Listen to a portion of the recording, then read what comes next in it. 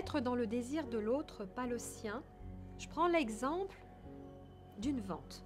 On va se mettre dans la situation d'une vente. Parce que j'ai des personnes qui viennent vers moi et qui sont intéressées par mes accompagnements, par mes séminaires, par mon accompagnement personnalisé, pour les amener à faire de grandes percées ou tout simplement à rayonner dans leur vie, leur lumière. Elle vient, elle prend rendez-vous. Qu'est-ce que vous pensez que je fais en premier lieu? Je ne vais pas lui poser 36 000 questions pour trouver où je vais pouvoir lui proposer quelque chose. La première question que je lui pose, c'est « Parlez-moi de vous ». Qu'est-ce qui fait que vous êtes là aujourd'hui, que vous m'appelez? Qu'est-ce qui vous amène? Et je cherche avant tout à la connaître, à la découvrir. Mais je ne le fais pas juste pour la connaître. Je le fais parce que j'ai sincèrement envie dans mon cœur de la connaître. Parce que je considère que cette personne qui vient vers moi, c'est la grâce qui l'a emmenée vers moi. On peut l'appeler la grâce divine, on peut l'appeler l'éternel, la grande conscience, Dieu, on peut l'appeler comme on veut. Elle ne vient pas vers moi par hasard, parce que c'est une grâce que les clients viennent dans votre vie, dans votre activité. Vous pouvez mettre tous les tunnels de vente en place, toutes les automatisations, tous les bons vendeurs, vous pouvez faire tout ça. Mais s'il n'y a pas de clients, il ne se passe rien. Et c'est l'énergie divine qui va amener vers vous les clients. Donc restez en gratitude et en humilité par rapport à sa présence qui est là devant vous. Parce que cette personne vient vers vous parce qu'elle a besoin de quelque chose que vous avez ou que vous savez et qu'elle n'a pas. Donc je reste à l'écoute. Et j'essaye de voir, au fur et à mesure qu'elle parle, de quelle façon je vais pouvoir l'aider sincèrement. Pas de prendre d'elle. Je n'ai pas l'intention de prendre d'elle. J'ai l'intention de la servir et de lui donner un maximum. Et donc je l'écoute pour la servir. Comment je peux la servir au mieux? Comment? Et à la fin de notre entretien, à ce moment-là, je vais lui proposer un programme personnalisé qui lui convient. Parfois, il arrive que ce n'est pas possible de faire ce chemin ensemble parce que peut-être qu'elle n'est pas encore prête ou peut-être que ce que je fais ne lui convient pas encore ou ne lui convient pas du tout. Et je me sens libre, je me sens totalement libre de lui dire peut-être que c'est autrement pour vous. Et je sais qu'elle vient chez moi aussi pour chercher ça, pas seulement pour vendre quelque chose. Elle vient d'abord pour chercher une solution. Et si la solution elle est avec moi, à ce moment-là, je vais l'aider, je vais trouver une façon de lui proposer le programme qui lui conviendra le mieux. Et sans la forcer, elle-même, elle dira si elle prend ou pas. Je la laisse libre. Et ça, c'est de la vente spirituelle. Et je vous garantis que quand on est comme ça avec quelqu'un, moi on me le fait aussi, eh bien j'ai juste envie d'avancer avec cette personne. Parce que je sais que j'ai ma liberté, elle est conservée. Et que cette personne m'écoute au plus profond de moi et elle me respecte.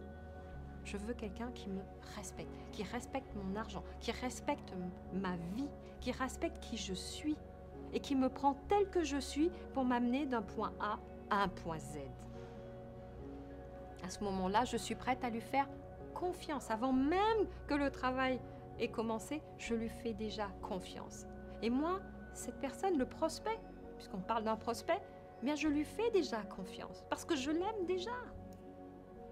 Avant même d'avoir commencé, je veux tellement qu'elle soit bien. Donc c'est ça, la vente spirituelle. Aimer son client et lui transmettre sa foi. Quand vous travaillez avec un client de façon personnalisée ou même si vous avez une entreprise avec des produits de vente en masse, c'est important d'aimer son client. Parce que votre client, si vous l'aimez, il va le sentir. Il va sentir votre cœur. Il va sentir votre générosité. Il va sentir votre authenticité.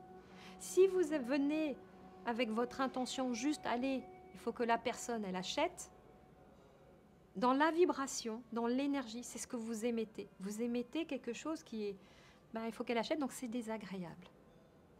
Et vous perdez toutes vos chances que la personne, elle revienne dans votre magasin, dans votre boutique pour acheter. Elle reviendra peut-être parce qu'elle aime bien les articles.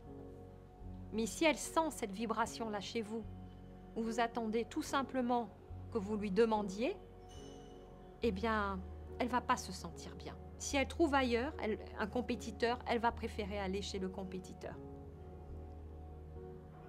Personnellement, quand j'accompagne en individuel dans un programme de métamorphose, un programme de saut quantique, eh bien, j'aime déjà la personne. Parce que pour travailler avec une personne, il faut que je sente qu'il y a vraiment le fit, qu'on est ensemble, qu'on ne va pas se lâcher. Parce que moi, je n'abandonne jamais le parcours. Le parcours, il est périlleux. On va prendre des risques. On va traverser des flammes ensemble. Parce qu'accélérer, faire un saut quantique de A à Z, ce n'est pas donné à tout le monde. Il faut de la puissance. Il faut de l'assurance. Il faut de la détermination. Mais il faut aussi beaucoup d'amour pour protéger son client, l'envelopper d'amour. Et que cette traversée à travers les flammes, ils sentent que c'est difficile, mais en même temps, ils se sentent tellement soutenus qu'ils se sentent, ça va, c'est OK. Et qu'ils voient les résultats se manifester. Il avance vite. Parfois, c'est borderline. Il se demande s'il va pouvoir traverser. Mais à ce moment-là, je suis à ses côtés. Et je mets ma puissance et ma foi à disposition pour l'aider à traverser. Et je sais qu'il va traverser. Quand je démarre avec un client, je sais qu'il va arriver. Lui, il doute peut-être. Mais moi, je ne doute pas. Et je mets à disposition ma foi inaltérable. Je mets à disposition ma foi pour lui transmettre la force de ma foi et l'aider à avancer et à propulser sa vie et à se réaliser au plus haut plan. Peut-être que certains d'entre vous, c'est difficile en fait parfois d'accompagner un client parce que vous pouvez vous sentir challengé. Vous voyez que votre client, il est brillant, il connaît toutes les solutions, a toutes les réponses et que finalement a des résultats bien meilleurs que vous et vous pouvez vous poser des questions, avoir des doutes sur qui vous êtes. Eh bien, j'accompagne justement à rester dans sa trajectoire d'âme, qui est votre socle. Votre socle, on ne peut pas le bouger, on ne peut pas le bousculer. Je vous accompagne à rester dans votre trajectoire et à rester connecté à votre amour, à votre envie d'aider l'autre. Que vous ne soyez pas perturbé par les résultats de l'autre. Et de là à activer dans votre relation avec votre client ou lors de la vente, à activer votre prospérité permanente, que ça ne vous déstabilise pas, que l'autre ne vous déstabilise pas, mais que vous restiez bien dans votre axe et vous continuez à activer votre canal, votre amour, votre authenticité, que vous restiez fidèle avec vous-même et que vous ayez cette confiance en vous et cette confiance en la vie.